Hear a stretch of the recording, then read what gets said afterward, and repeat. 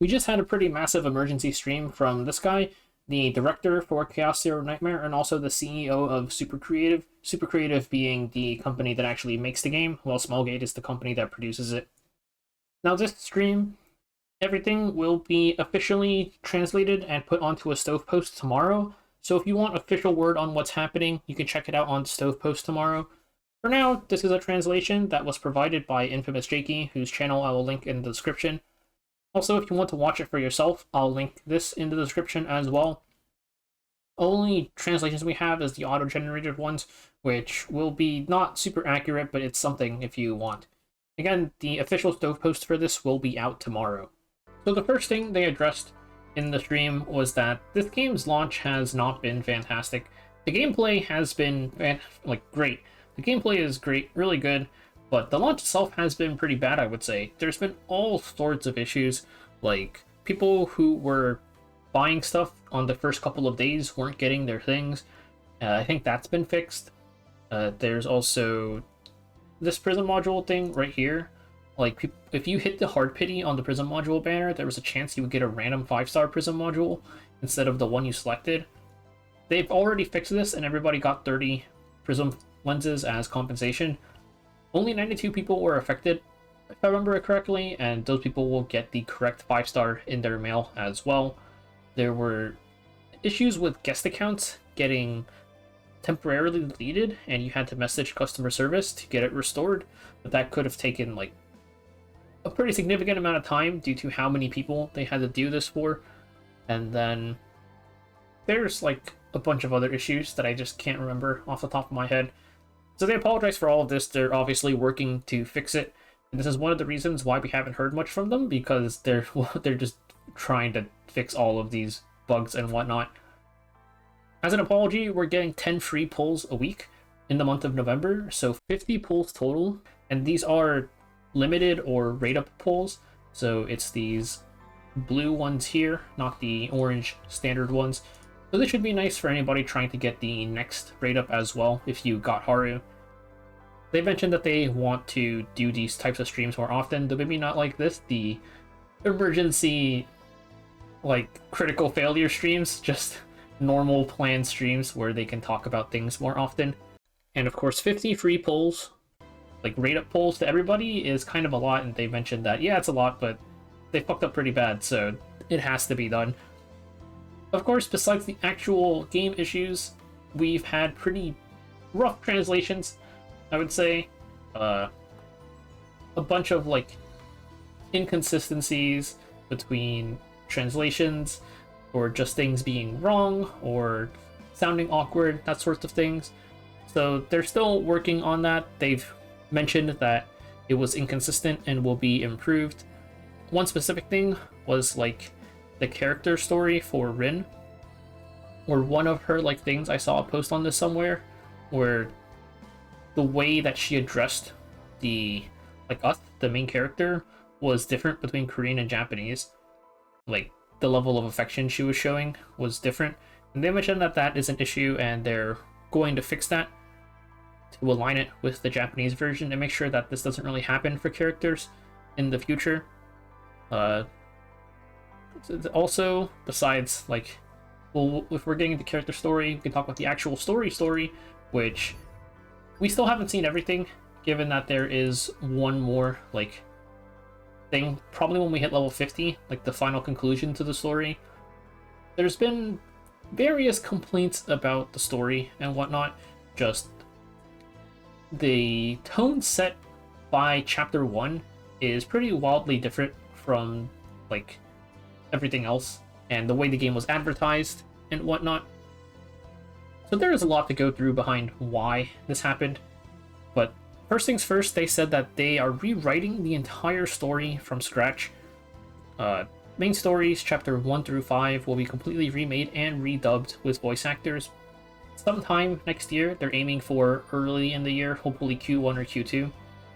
And then one of the things with the story is that the role our character plays in the story is a little bit awkward, because in my opinion, I think you can have both versions of this and be okay.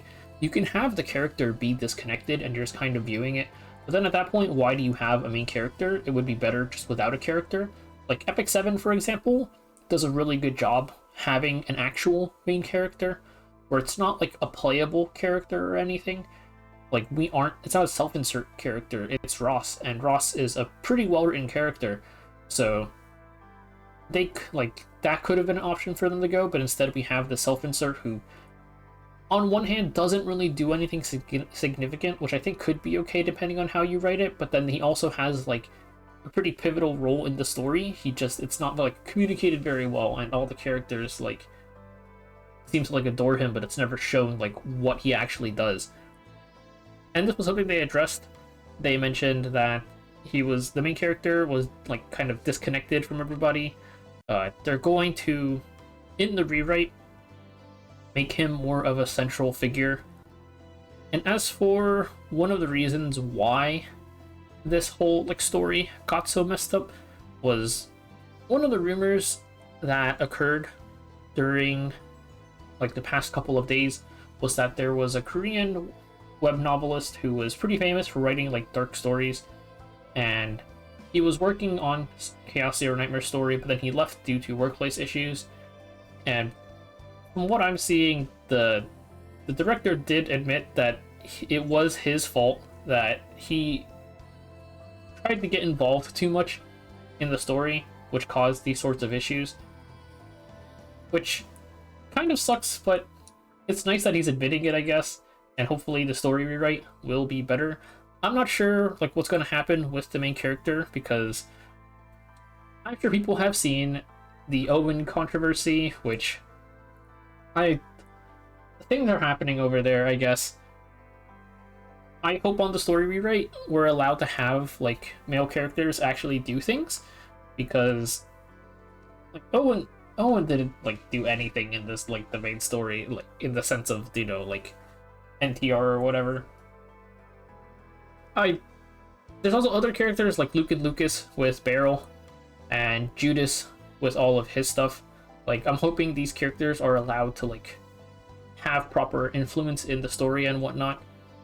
So we'll see what happens there. They also like said that anything like the Korean like feminism stuff, the team does not support any sort of specific agenda, and whatever. That's like out of my area, not my problem.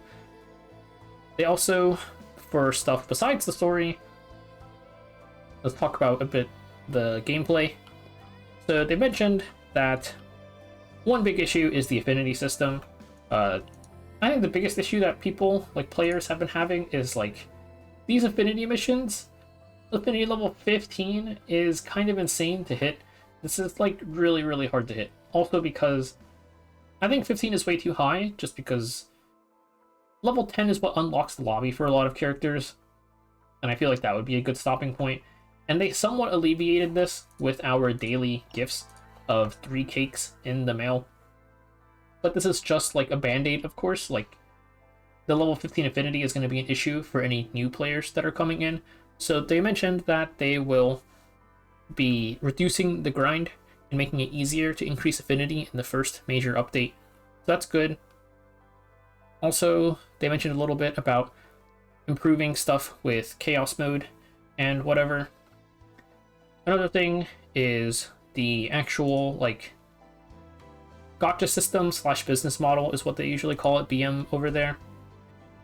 They're going to increase the event rewards more.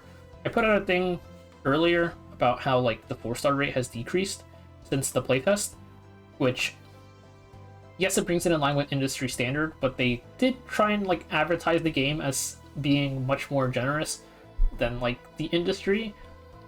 I think like right now the gacha system is slightly more generous than the industry standard from what I feel playing like the other major titles, and they're going to be increasing event rewards. We have the 40 free pulls coming in. Like the other thing was in the shop, these like dupes are pretty expensive, I would say, so we'll see if they do anything with these, and like the acquisition of this currency is just super low. So yeah, we'll see what they do with like more rewards or reworks to the like gacha system / business model overall. Uh, Another thing was they again addressed the AI art rumors, and they said that they're not like, yeah, like they're not doing that or whatever. I think one of the things that I really want for this like gacha system is the only thing I'll ever give Star Rail credit for is that they gave out a lot of 4-star selectors. Sure, a lot of the 4 stars end up being like pretty bad at some point, but we got so many 4-star selectors, and it's really nice, especially in games that follow Hoyo's like imprint model, because it gets your ability to get 4 stars is pretty much completely RNG. Like, let's say I want to max out who's a 4-star, like Selena or something. In order to like max out my Selena, I need to wait for her to hit a banner on a 5-star that I actually want. And that's really RNG, because what if she doesn't appear on a 5-star banner? I could be waiting for like months or something. Like in Honkai Star Rail, the character we got at the start was Asta. I got maxed out like 6 dupes Asta after a year of playing the game, and 4 of those Astas were free, and we needed 7 total. So it took me a year to roll 3 Astas, pretty much. I think the last one was actually on another free 4-star selector, so I'm hoping we get more 4-star selectors or something, just to both increase our pool and also, like, max them out. Somebody like Mika, I think, benefits a lot from hitting level 6, because this lets you play your Deluge for completely free. So something like that, like, I think this is a really, really nice one to have. But yeah, that's it for this video. It's kind of going over all of the stuff that happened in the dev talk. There might have been a few things that I missed. You can watch the stream if you want. But also, they mentioned that, like I already said, there's going to be an official post on this on Stove tomorrow, so definitely make sure to check that out and get the official translation.